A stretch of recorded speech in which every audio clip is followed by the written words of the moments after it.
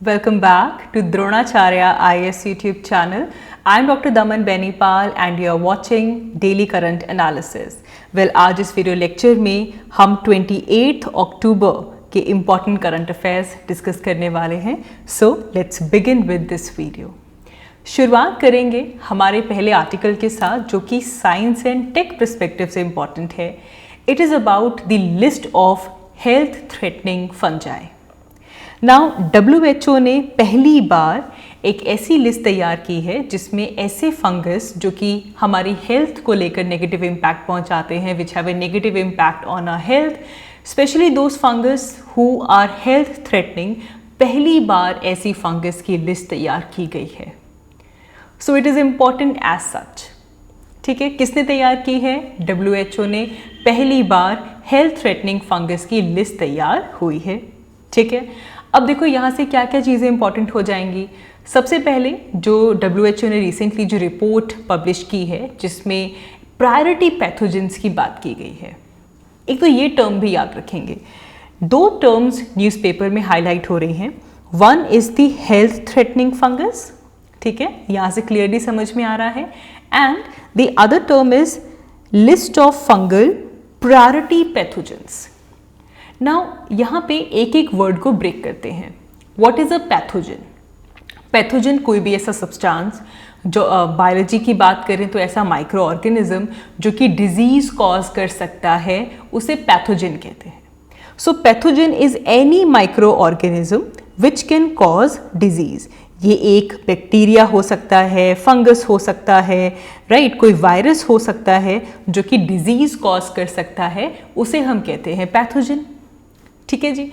Micro organisms they are not considered to be pathogenic जब तक कि वो डिजीज कॉज नहीं करते. तो जब उसने डिजीज कॉज करना शुरू कर दिया then that microorganism is called as a pathogen.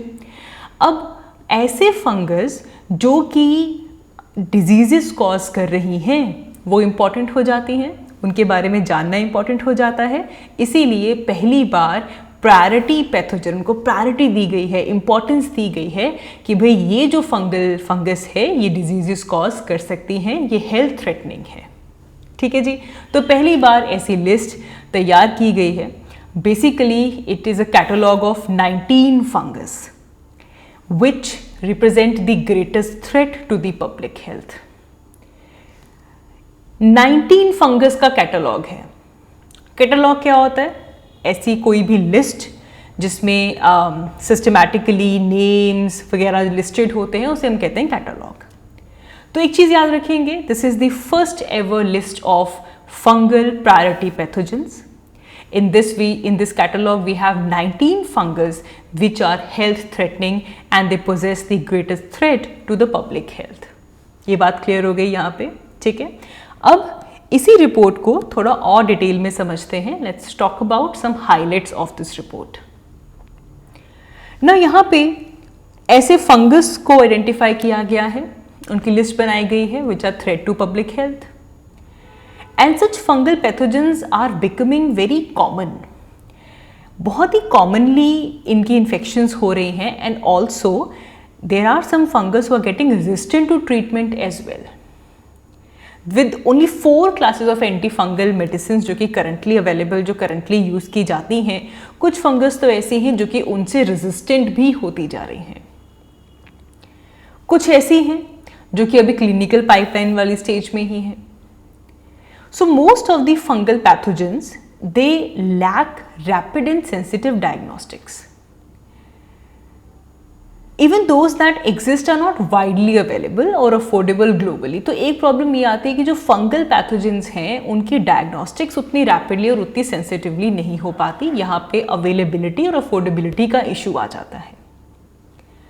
अब इस पूरी जो हमारे पास लिस्ट है इसे हम शॉर्ट में लिख सकते हैं FPPL, fungal priority pathogens list. ठीक है, रिपीट करेंगे, fungal priority pathogens list. Please do write in the comment box. Let's have an active video session. आप ज़रूर लिखिए कमेंट बॉक्स में कि WHO ने क्या रिलीज किया है. Fungal priority pathogens list FPPL. Fungal priority pathogens list, क्योंकि ये पहला ऐसा ग्लोबल एफर्ट है जिसमें फंगल पैथोजेंस को प्रायोरिटाइज किया गया है। जो भी अभी रिसर्च एंड डेवलपमेंट्स जो उनको लेकर हुई हैं, कितनी ज़रूरत है, कितनी नीड है इस फंगल पैथोजन वाले एरिया में रिसर्च एंड डेवलपमेंट की, उसे यहाँ पे शो किया गया है, and how much it is affecting public health and how important these fungal pathogens are for public health, because they are big threat for that is highlighted by this list. तो अब आप एक और चीज़ समझिए, आपके प्रीलिम्स में जो fungus का टॉपिक है वो इम्पॉर्टेंट हो जाता है। अब देखो, सारे फंगस तो हम स्टडी नहीं करेंगे, जो मेजर ऐसे फंगस हैं जो कि कुछ डिजीजेस कॉज करते हैं उनको हम आज इसी वीडियो में कवर कर लेंगे, ताकि थोड़ा सा हम बेसिक्स के साथ भी इन टच रह पाएँ। ठीक है, अब ये जो लिस्ट आई है, ये जो पब्लिकेशन आई है, इसमें बेसिकली फंगस को इस तरीके से ऑपर्च्यून किया गया है। What is opportune? It is basically appropriate, इसे इस तरीके से शो किया गया है that fungus is becoming a common threat to public health. जिस तरह हम कहते हैं कि ग्लोबल वार्मिंग हो रही है, ग्लोबल वार्मिंग की वजह से जो नेचुरल फ्लोरा एंड फौना था, जो माइक्रोबियल डिस्ट्रीब्यूशन थी, उनमें भी चेंजेस आ रहे हैं। वी आर सेइंग कि ग्लोबल वार्मिंग की वजह से पहले जो कुछ ऐसे माइक्रो ऑर्गेनिजम्स थे जिनकी ग्रोथ उतनी उतने नंबर्स में नहीं हो पाती थी, अब हो रही है, या फिर जो यूजफुल माइक्रो ऑर्गेनिजम्स थे उनकी ग्रोथ डिक्रीज हो रही है, जिसकी वजह से जो पैथोजेंस हैं, ऐसे डिजीज कॉजिंग माइक्रो ऑर्गेनिजम्स हैं, उनकी जो इंसिडेंसेस हैं वो बढ़ते जा रहे हैं। एक तो प्रॉब्लम ये है कि ग्लोबल वार्मिंग हो रही है, ग्लोबल वार्मिंग की वजह से भी जो माइक्रोबियल डिजीजेज हैं उनका स्प्रेड बढ़ रहा है। दूसरा हम ये देख रहे हैं कि जो इंटरनेशनल ट्रैवल है या फिर इंटरनेशनल ट्रेड है वो बढ़ चुका है। जो लोगों का मूवमेंट है, एक जगह से दूसरी जगह जाना, ट्रेड करना, all of this is increasing. तो global warming and this international travel and trade is ultimately raising these fungal infections. And we saw कोविड-19 पैंडेमिक के दौरान एक फंगल इन्फेक्शन कितनी ज़्यादा उसके इंसिडेंसेस बढ़े थे, जिसे कहा जाता था ब्लैक फंगस इन्फेक्शन। याद है, कोविड-19 पैंडेमिक के दौरान ब्लैक फंगस इन्फेक्शन की इंसिडेंसेस काफ़ी बढ़ चुके थे। ब्लैक फंगस को जब हम बायोलॉजिकली देखते हैं तो इसे कहा जाता है म्यूकोरमाइकोसिस। माइकोसिस टर्म याद रखेंगे, माइकोसिस टर्म जब भी हम यूज़ करते हैं it is related to the fungal diseases. किसी भी वर्ड के पीछे अगर माइकोसिस लगा है, याद रखिएगा ये कुछ ऐसी चीज़ें, माइकोसिस का मतलब है it is a fungal disease, it is an infection which is caused by a fungus. तो mucormycosis was the black fungus जो कि आपको कोविड-19 पैंडेमिक के दौरान इसके जो इंसिडेंसेस थे वो काफ़ी इंक्रीज हुए थे। अब कोविड-19 के टाइम पे there were other funguses as well which came into news, like black fungus, as we said, cases बढ़े, white fungus, yellow fungus, green fungus, all of these were attributed to COVID-19, और जिसकी वजह से COVID-19 patients की morbidity और mortality दोनों ही prolong हुए थे। Now what do we mean by morbidity? Morbidity is the condition when somebody is suffering from a disease, when somebody is suffering through a medical condition, उसे कहा जाता है morbidity. The condition of suffering from a disease is morbidity. याद रखेंगे ये बात। और mortality हमें पता है it is the state of being subject to the death. तो जब डेथ हो जाती है, डेथ के लिए हम टर्म यूज़ करते हैं mortality। जब डिजीज कोई फेस कर रहा है, so that is called as morbidity। ठीक है जी।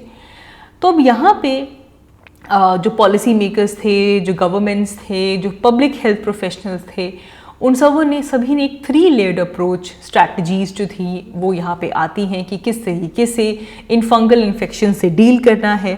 इन स्ट्रैटेजीज में हमारी जो लैब कैपेसिटी है, जो सर्वेलेंस है, हमें उसे स्ट्रेंथन अप करना होगा ताकि अर्ली स्टेज पे पता चले, डिटेक्ट हो पाए एंड तभी उसका ट्रीटमेंट हो पाएगा। We need to increase our investment in research and development and innovation in this aspect, because this is even highlighted by WHO कि when it comes to the fungal pathogens, so there are so many voids, so many unmet research and developmental conditions there।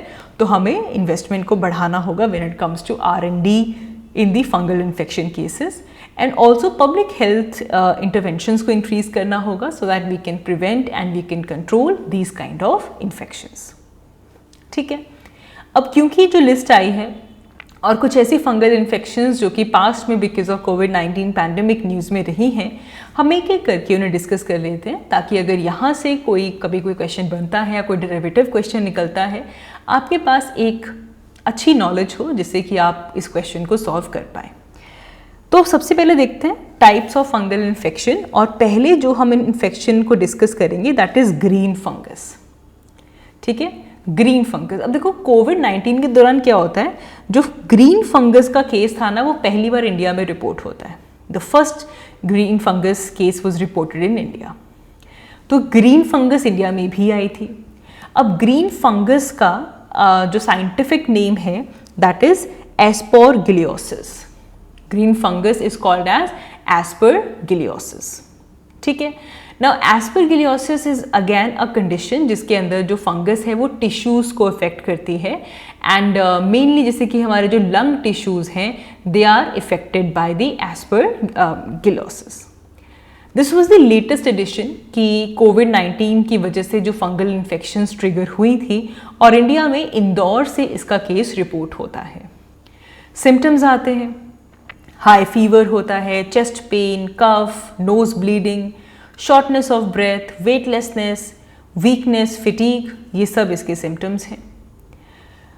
वो risk किन किन को है green fungus का?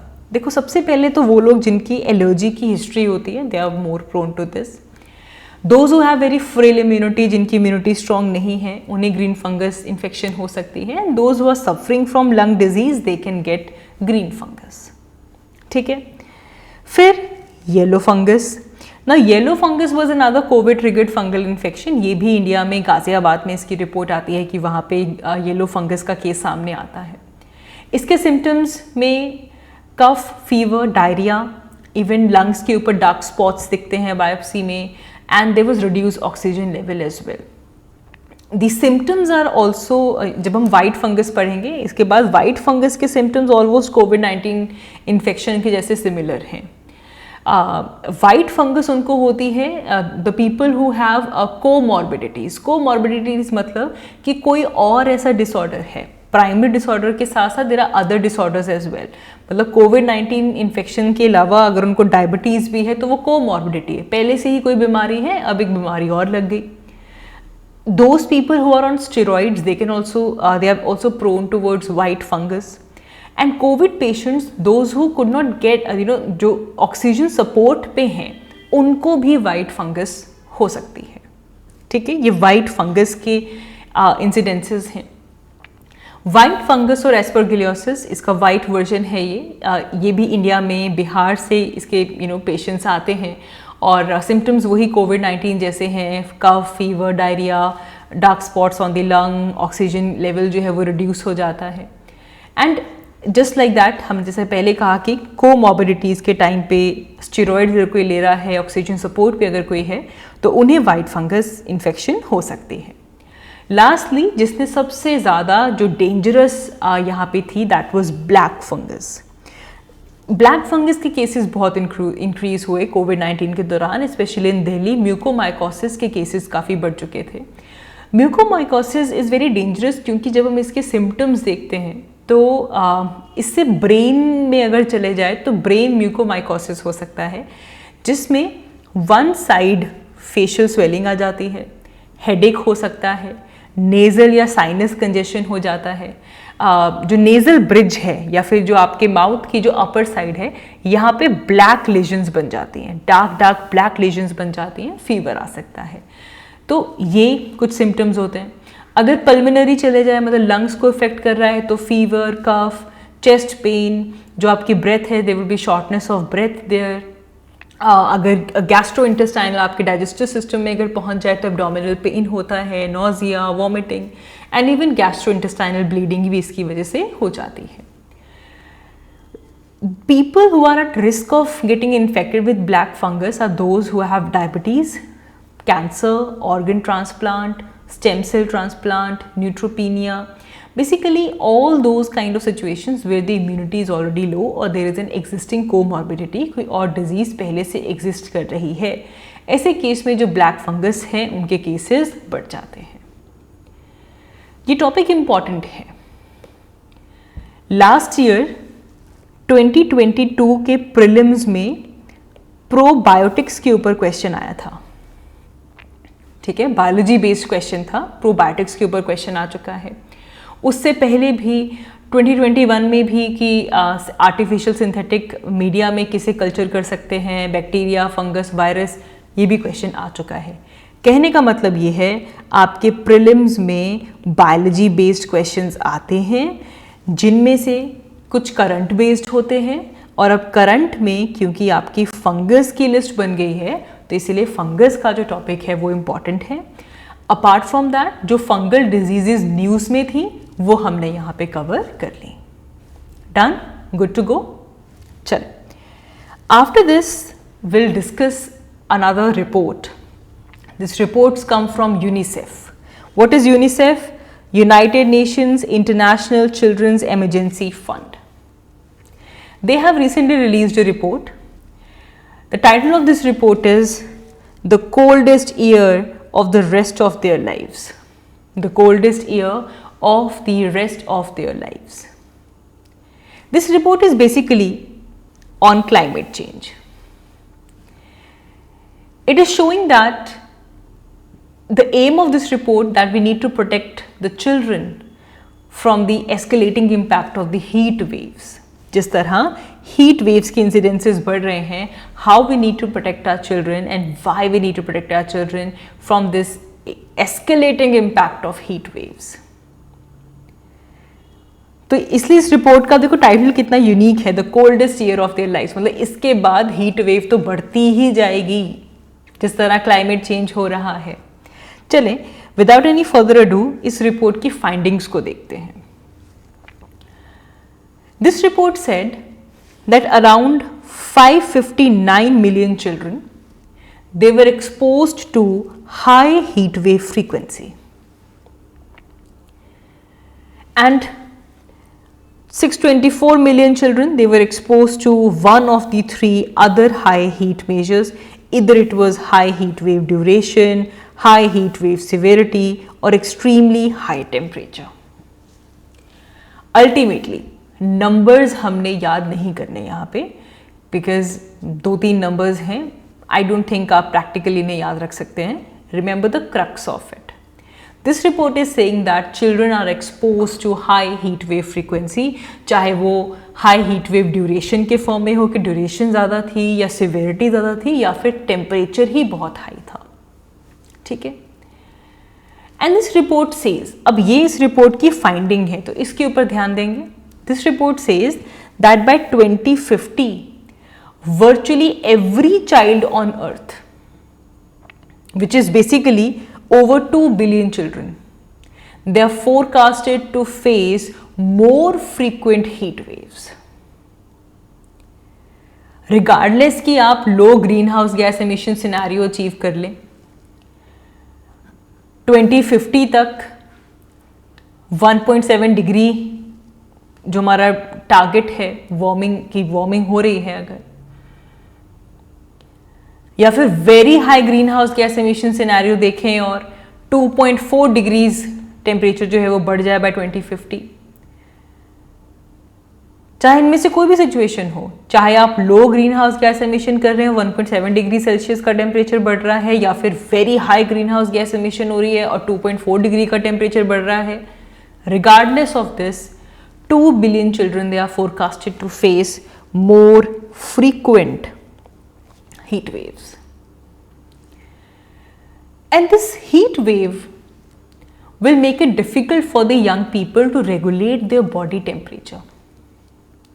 So these children will be more vulnerable to health issues like chronic respiratory condition, asthma, cardiovascular diseases, all these diseases जो incidences हैं वो increase हो जाएंगे. It says that children in the northern regions, they will face most dramatic increase in the heat wave by 2050. and especially nearly half of the children in Africa, Asia, they will face sustained exposure to high temperature. और इतने high heat की वजह से droughts आएंगे. It will cause hurdles in accessing to the clean drinking water, to get in healthy food. The situation is worrisome. And because of the heat waves, food नहीं मिल रहा, पानी नहीं मिल रहा, तो बच्चों की जो ग्रोथ है वो स्टंट हो जाएगी. Children will have stunted growth, shorter than the usual their age group, and because of this the families will migrate. So these findings they are underscoring the urgent need to adapt to such services. The children rely on unavoidable impact of global heating. It also makes a case for more sustainable emission reduction, so that we can prevent the worst impact of other high heat measures. तो heat waves की intensity कितनी बढ़ने वाली है और उसका क्या impact बच्चों के ऊपर होने वाला है, ये यूनिसेफ की इस रिपोर्ट में बताया गया. सजेशंस क्या दिए गए? Suggestions are actually 4 P's. याद रखेंगे: protecting, preparing, prioritising, preventing. Very important. See you are writing an answer. आप मेंस में एक आंसर लिख रहे हैं और आप बात कर रहे हैं क्लाइमेट चेंज के इम्पैक्ट की. अब देखो, चिल्ड्रन के ऊपर थोड़ी ना किसी भी जगह पे आप ये चीज़ डाल सकते हो. What is, we all know that climate change is having impact on us. What can we do? So 4 P's. You have to write these 4 P's in the comment box. मज़ा आ जाएगा. अपने आंसर्स के सजेशन में ये लिखना. कोई एसे लिख रहे हो, suppose you writing an essay, it's a very hit ऐसे जो कि इन्वायरमेंटल एरिया से आता है और स्पेशली सोसाइटी से रिलेट कर दिया जाता है कि भाई करें क्या. So 4 P's: protecting, preparing, prioritising, preventing. ठीक है, याद रखेंगे. Protecting, preparing, prioritising, preventing. Number 1, we have to protect children from climate devastation, and इसके लिए सोशल सर्विसेज देनी पड़ेंगी. We need to prepare children to live in the climate changed world, and we have to prioritize the children and young people in climate finance and resources. Priority बनानी पड़ेगी climate finance देने के लिए, climate resources देने के लिए. And we have to prevent this climate catastrophe. We have to reduce the greenhouse gas emission, and we have to keep the target of 1.5 degrees Celsius alive.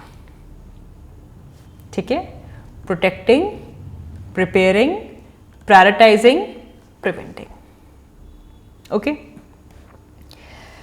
When we look at the effect of climate change on children, तो इस study में जो study की गई है, जो data लिया गया है, that has been taken from intersectoral impact model inter comparison project. No need to know about it. ये एक community driven climate impact modelling initiative है. इसमें क्या इम्पैक्ट हो सकते हैं क्लाइमेट चेंज के, उन्हें असेस किया जाता है. तो इसके डाटा को यूज़ किया गया. लाइफ एक्सपेक्टेंसी पे क्या असर है, पॉपुलेशन डाटा लिया गया, टेम्परेचर ट्रैजेक्टरीज ली गई. टेम्परेचर ट्रैजेक्टरीज के लिए IPCC को फॉलो किया गया, intergovernmental panel on climate change. और ये कहा गया दैट ड्यूरिंग हिज और हर life time, a child who is born in 2021 is likely to experience on an average twice as many wildfire. Wildfire के जो incidences हैं वो twice times बढ़ जाएंगे. 2 to 3 times more droughts, almost 3 times more river floods, crop failures, 7 times more heat wave as compared to the person who is 60 years old today. Right? ये यहाँ पे एक बड़ी finding है. And under a scenario of the current insufficient climate policies that we are seeing, the dangerous extreme heat wave events that we just faced, it will affect 15% of the global land area today, and this could treble 46% by the end of the century. लेकिन अगर जो हमने अब यहाँ पे हमारा saviour आता है पेरिस क्लाइमेट एग्रीमेंट, तो अगर कंट्रीज फॉलो करते हैं जो क्लाइमेटिक पॉलिसीज हमने डिसाइड की हैं अंडर पेरिस क्लाइमेट एग्रीमेंट, तो इस इफेक्ट को हम लिमिट कर सकते हैं to 22%. It is just 7 percentage points more than the land which is affected today.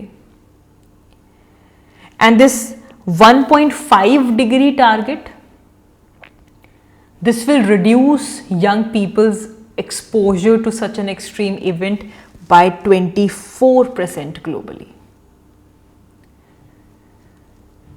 जिसमें नॉर्थ अमेरिका के लिए it would be its -26%, Europe and Central Asia is 28%, in the Middle East and North Africa and 39%. So see the effect of these steps that we're taking right now. The Paris Climate Change Agreement comes as a savior here, right? So very important article, very important findings when it comes to the climate change and the impact on the children.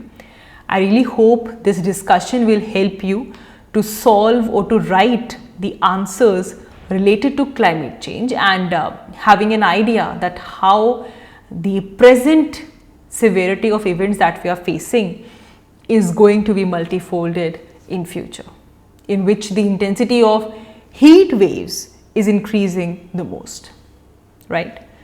So I guess that is all for this video. Thank you so much for watching. I'll see you all in my next one. Thank you.